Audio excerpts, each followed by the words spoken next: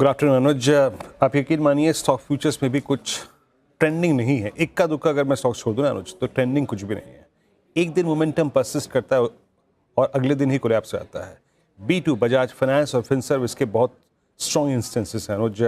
मैं हालांकि इन दोनों की वकालत नहीं करूंगा इस वक्त, लेकिन कुछ स्टॉक्स देखिए BSE सुबह बातचीत भी हुई थी इस पर, और ये वो स्टॉक है जो पोटेंशियल रख रहा है इस वक्त अपने प्रीवियस हाई को बाइसेक्ट करने का।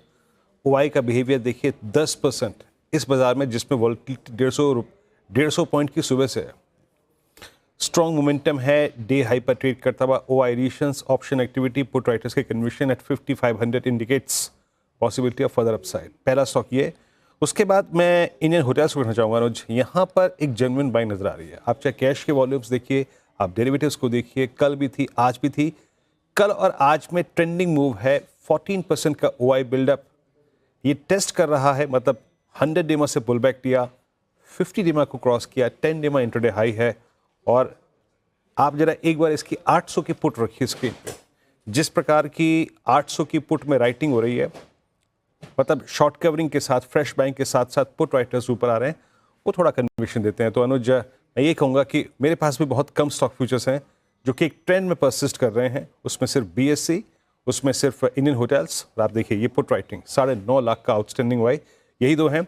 तो मैं ज़्यादा स्टॉक्स पे टिप्पणी नहीं करूँगा अनुज, लेकिन निफ्टी बैंक की काफ़ी बात हुई अनुज। लेकिन एटलीस्ट क्या एक बात मान के चलें कि निफ्टी IT ने वो कल जो कोलैप्स था पोस्ट HCL टेक्नोलॉजीज, उसको आज काफ़ी हद तक एब्जॉर्ब कर लिया।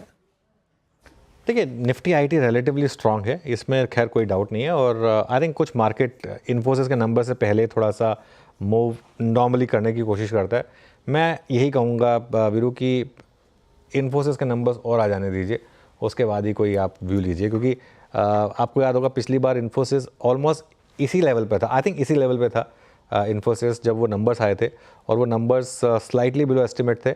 और उसके बाद आपने इन्फोसिस का हाल देखा, देखिए बिल्कुल एग्जैक्टली 3 महीने में ये वहीं तक था, वहाँ से स्टॉक गिरा था, अब वापस रिकवर होकर वहीं तक आ गया। तो थोड़ा सा मुझे लग रहा है कि इन्फोसिस में इस समय कोई भी ट्रेड लेना या इस समय बहुत ज़्यादा अग्रेसिव व्यू लेना IT पर थोड़ी सी गैमलिंग जैसा हो जाएगा। क्योंकि देखिए अब HCL टेक के केस में क्या हुआ था, एकदम से स्टॉक 10% गिर गया।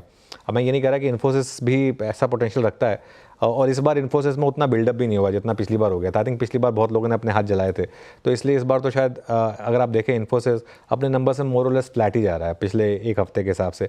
बाउंस बैक ज़रूर है IT में, लेकिन मुझे लग रहा है कि थोड़ा सा ना आप केयरफुली रहें। अच्छा, एक दो चीज़ें और मैं कहूँगा। एक दो मिड कैप IT स्टॉक्स में ना मार्केट अब आपको साइन दे रहा है कि अगर आपने बहुत पैसा बनाया है ना, तो अब आप कुछ प्रॉफिट बुक करके साइड लाइन पर बैठ जाइए। मैं 3 स्टॉक्स के नाम लूँगा जिसमें मेरा ये मानना है कि अगर आपने बहुत पैसा बनाया है, और हमने कई बार इन स्टॉक्स की बात भी की है, तो अब टाइम आ गया थोड़ा प्रॉफिट घर लेके बैठ जाएँ।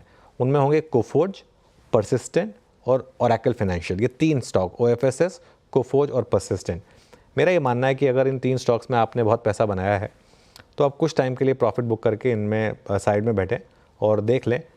एक और चीज़ भी है, क्योंकि अब डोनाल्ड ट्रंप, अब जैसे आज डोनाल्ड ट्रंप ने अनाउंस किया कि वो एक एक्सटर्नल, अब तक उनके यहाँ पे IRS सिस्टम है, अब एक ERS सिस्टम भी लाएंगे, वो एक्सटर्नल रेवेन्यू सिस्टम, जो कंपनियां US से कमाती हैं उनके ऊपर टैक्स लगाने का।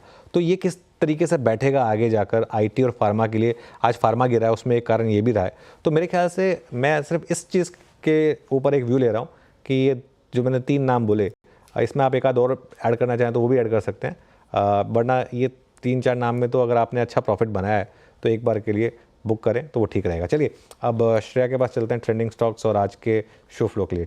श्रेया। जी सर, जिस तरीके से वोलेटिलिटी देखने को मिल रही है बाजार में, शुरुआत करते हैं मंदिंग के ट्रेंडिंग काउंटर्स के साथ। कौन से स्टॉक्स में आज गिरावट देखने को मिल रही है? देखिए बजाज फिनसर्व 2.5% से ज़्यादा टूटकर कामकाज कर रहा है। एक्सिस बैंक में भी 2.5% से ज़्यादा की गिरावट। महिंद्रा एंड महिंद्रा भी इस लिस्ट में शामिल, ये भी गिरकर कामकाज कर रहा है 2.5% के करीब।